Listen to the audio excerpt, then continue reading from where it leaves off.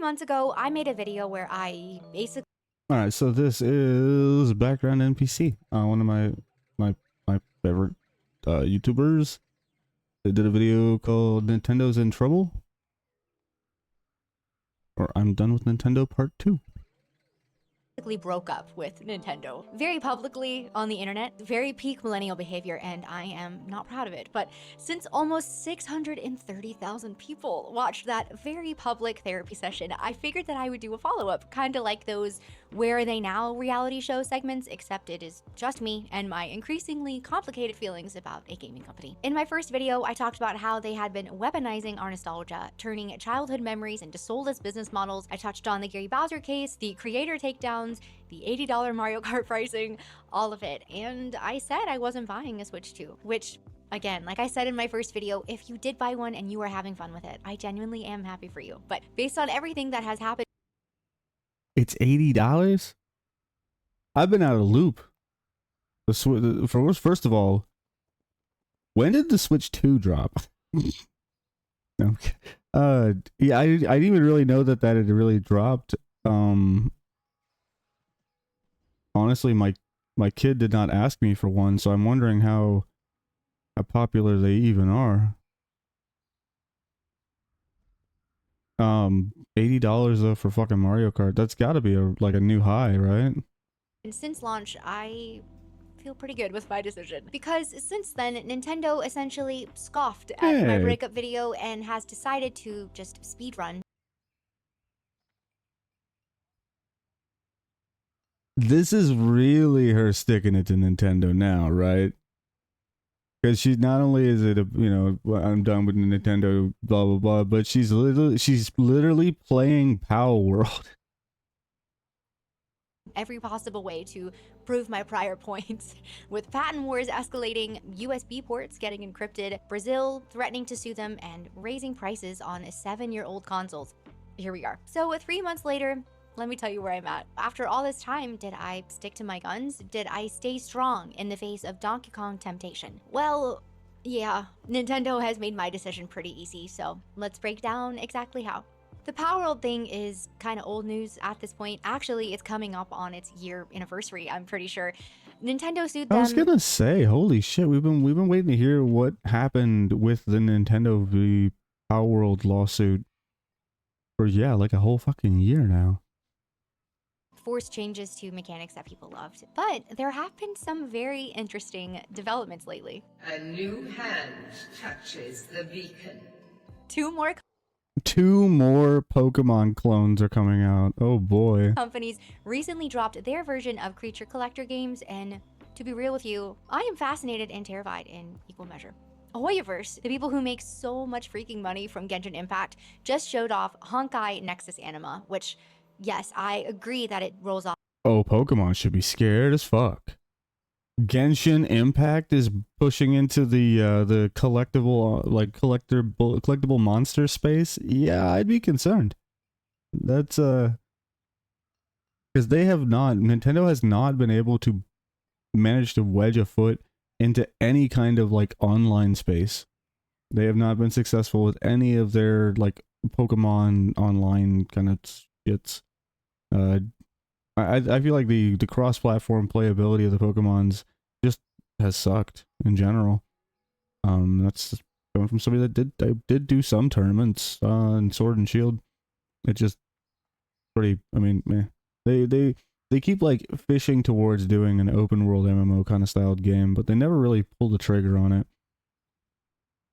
Off the tongue. Somebody gonna beat him to the punch Putting the name now. aside, it is everything that you would want in a creature collector, but here's the thing. I could not just sit back and enjoy the trailer like a normal person. Instead, I was sitting there with my little legal analysis hat on thinking, all right, you can summon the creature. That's probably fine. You mount it. I don't know. That's definitely in Nintendo's patent. You can fly on it. Yeah, it's getting a lawsuit. And it was like watching a beautiful car drive straight towards a cliff. And then there's Animo. And that's like, how fucking stupid, how stupidly vague are these copyrights that Nintendo has that were these incredibly vague fucking things, like flying with the bird. That's copyrighted by Nintendo. Like, what the fuck? It's crazy the shit that they've been able to get away with as far as copyright. They've been just constantly trying to copyright more and more intentionally vague things. That way that they can potentially, sue if they need to for anybody infringing on their gaming space. Even though that idea that is bullshit, because it's not people infringing on their space, it's just that their fucking copyrights are so obnoxiously vague that they can be applied anywhere. Like they have a fucking copyright on like if your character is behind like a structure or like something like that, if you can see the silhouette of the character still, like they have the copyright on that. Whatever the fuck that's called. Like being able to see a character's silhouette through another like object is a copyright that they hold. And like this is just going to be a constant issue that because they've been allowed to get away with placing so many of these incredibly vague and stupid copyrights, now the legal systems are going to have to suffer the repercussions of them constantly trying to cash these in. And honestly, this one has me even more intrigued. From what I've seen, they're taking a slightly different approach. It's going to have more survival elements, more customization, and what looks like a very robust creature evolution system. And I will not lie, it looks like the kind of game that I would lose entire weekends to, and probably a lot of money too, so I am really hoping that it is not riddled with predatory microtransactions because my self-control could use some work when it comes to cute digital pets. But watch It's Hoyoverse. Good fucking luck with that. Yeah, right. Watching both of these reveals recently, I had this moment where I realized how messed up the situation has become. Here are two totally different companies, one with massive resources, one very clearly passionate about their project, showing off mechanics that look incredible, innovative, fun, and instead of being able to just be excited about it, I was sitting here playing patent lawyer bingo. And it's wild because for years, literally years, everyone has been saying Pokemon needs real competition. Game Freak needs to be pushed to innovate. Then we saw what happened with Palworld. It lit a As soon fire as underneath the competition whole came genre. out, fucking People got Nintendo excited was about like, creature sew them, collectors sew again, their and fucking apparently what has pants happened off. to Palworld has not deterred these other developers. And honestly, Thank goodness. Thank goodness. Palworld has taken the fucking bullet so that us Pokemon and like monster collector game enjoyers can finally be free.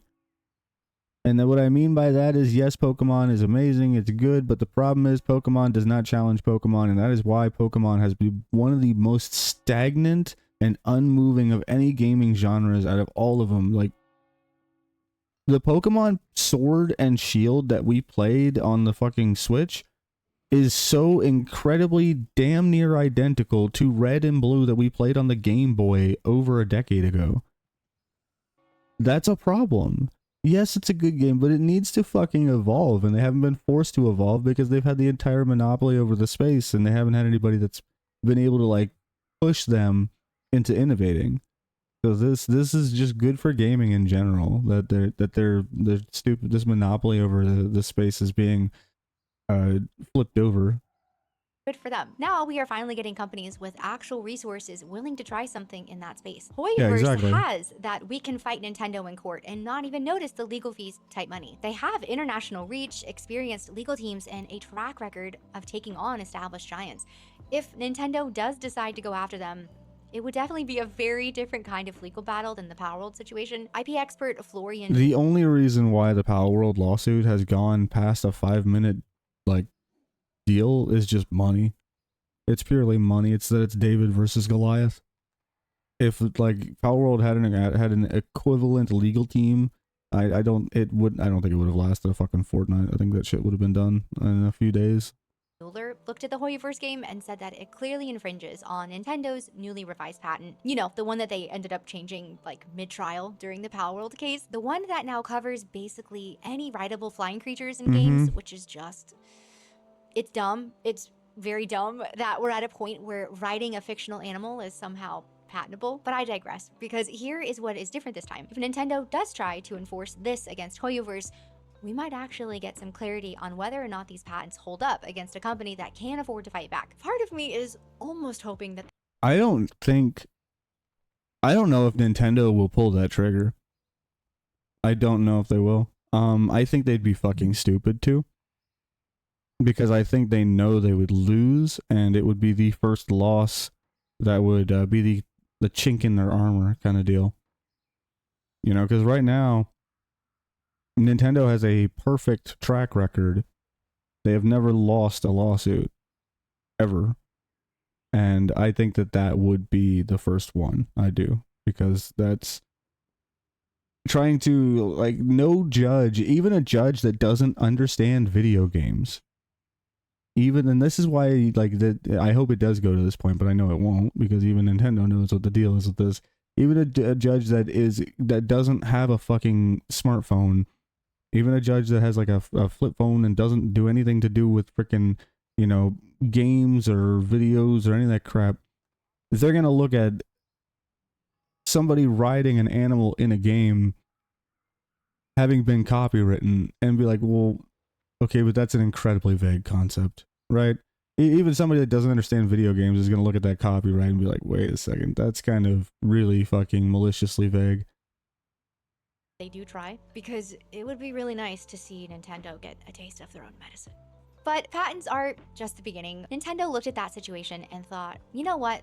We are not controlling enough things yet. For a quick recap, Nintendo's terms allow them to permanently brick Switch 2 hardware if they have decided that you violated their rules. This got so bad after release that Brazil's Consumer Protection Agency called this abusive and gave them 20 days to rewrite it or face a lawsuit, which, Brazil, you have been crickets at this point, so I feel like you might have just been blowing hot air. But here is the fresh nightmare, and something that I just learned about from a Linus Tech Tips video the other day. They actually encrypted the Switch to USB-C port. Yes, Nintendo took a universal standard port and added encryption specifically to lock out most third-party accessories, claiming piracy protection or whatever it is that they always say. Now, I have been using third-party docks for my original Switch for years because Nintendo's original dock scratched my screen, and honestly, it's just not that great to use. So when I heard that they encrypted the new port to prevent that, my mind was kind of just blown a little bit. Companies like JSaw and other third-party manufacturers have had to pause production on Switch 2 products because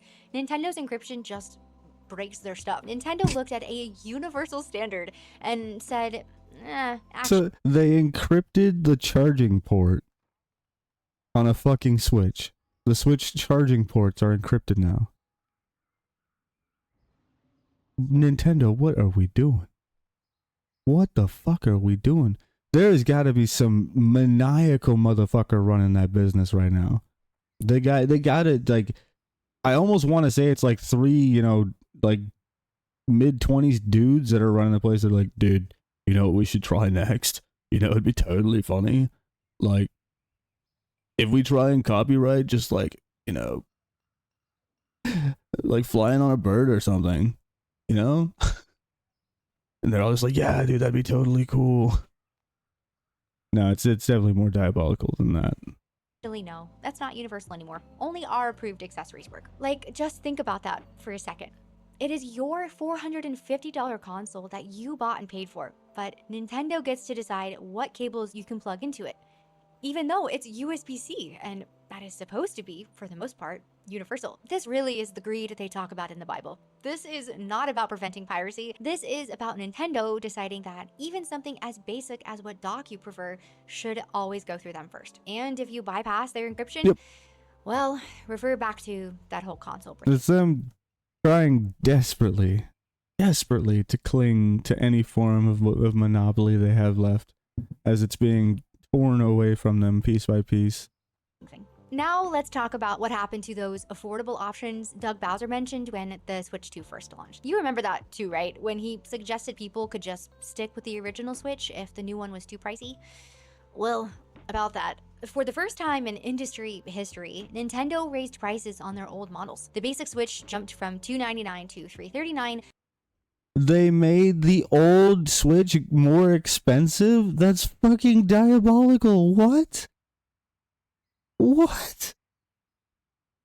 Holy shit, that's so fucking funny.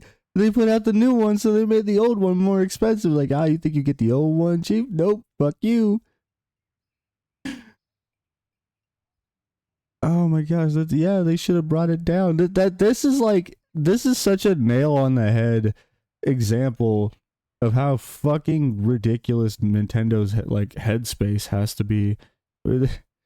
These motherfuckers brought out the new gaming console and they made the old one more expensive, breaking the trend out of, that every other gaming platform has done ever. And the OLED went from $349 to $399. So now the budget option is only $50 less than the Switch 2. And the excuse that they gave us were tariffs and market conditions. And to be fair, they were not alone in this decision. Sony and Microsoft did the exact same thing. But here's what really gets me though. The original Switch has been using the same 7-year-old components that were not even cutting edge when they first launched. And with the economics of scale from being one of the best-selling consoles in history, you'd think that it'd be cheaper to make by now, huh? Yeah, you'd think that, wouldn't you? You think that this not even state-of-the-art technology would be made considerably cheaper, and she's right. It is. It is made considerably cheaper now. But all that difference went into their pockets, not into, that there's like, no, it's gonna be a little more expensive too. Yeah, it's cheaper for us to make, and we're gonna bring the price up. theoretically, Nintendo's production costs should have gone down, not up. It But did. now the budget option that Bowser recommended costs more than I originally paid for the premium model 7 years ago. And while they've raised prices on the old hardware, we cannot forget that they also set the new gold standard for Yeah, game it's true. I paid less for my Switch than people have to pay for one off the shelf right now. That's funny. pricing with that $80 Mario Kart World. While Nintendo is out here patent trolling flying creatures and encrypting USB ports and charging $80 for Mario Kart, This game looks so stinking adorable though. Look at this game in the background. Hold on, look at this. with that $80 Mario Kart World. While Nintendo is out here patent trolling flying creatures and encrypting USB ports and charging $80 for Mario Kart, other companies are showing this us looks what so the alternative freaking looks like. cute. I would love to take a quick second to congratulate Team Cherry on their launch of Hollow Knight Silksong, which is one of the most anticipated sequels in indie $20 game, mind you. gaming in history. And what did they launch it at? Mm-hmm. $20. With the massive success of the first game, in my opinion, they probably could have charged $30 or even a little bit more for the sequel. Instead, they made the decision that $20 felt right for what they were delivering. That is trusting and respecting your audience Yeah, and you know what happened? They sold millions of copies in the first 24 hours. space. That is saying that we believe our game Because is so of- good, there is zero reason to Yeah, since price it hike fits the And price I've point. mentioned these at length at this point, but other games are doing this too. Baldur's Gate 3, Hi-Fi Rush, Lies of P, I mean, there's so many people nowadays that when they see a video game price tag, it's either a hard yes or a hard no decision, right away. And it's like, if you have a $20 price tag, it's so much more mentally justifiable. And as far as like a expense, as far as, for fun or for whatever. I feel like that's probably the break point, right? I feel like as soon as you get up to a $30 purchase, I think that's where you start feeling like you've spent a fuckload of money on something. Yeah, I think that's the break point right there. Like $30 to $40 is right where you start feeling like, all right, that's probably too much to spend on a game. I think the $20 is a good little window. It's a good spot where the customer still feels like they're not spending much.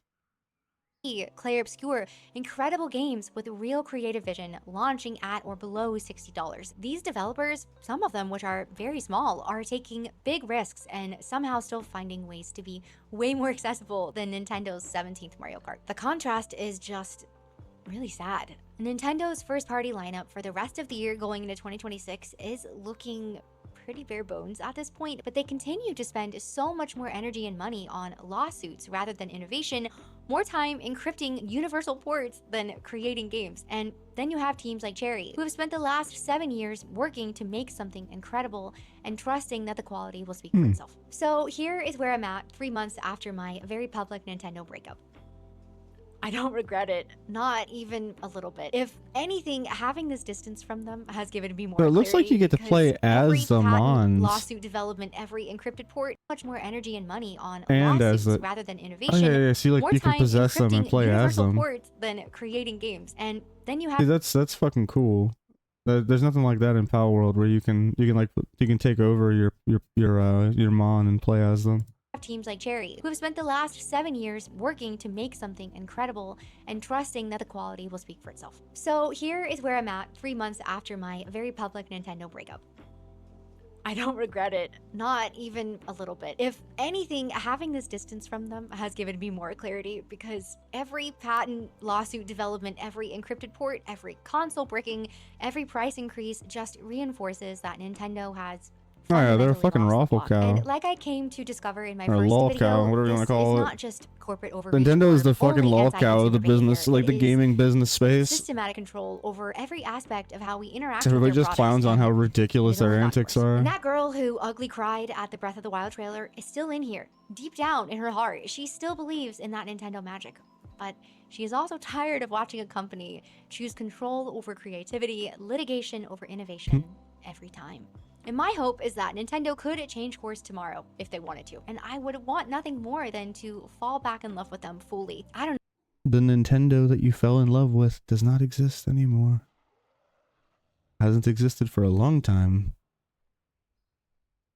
know if that'll ever happen. But until they do, if they do, I am perfectly happy cheering for Hoyoverse, Palworld, Brazil, and basically anyone else who is showing us what the alternative. Imagine how the times have fallen where somebody was a devout Nintendo, fan, a Poke Antic, follower, a fucking Zelda practitioner, and, probably walls laden with fucking all kinds of Zelda and Nintendo shit all over the damn place. You know it, I know it, everybody knows it.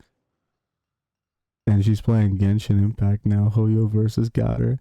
They got her. How bad is Nintendo fucking up where they're losing their most loyal and devout fans because of their just absolutely ridiculous practices?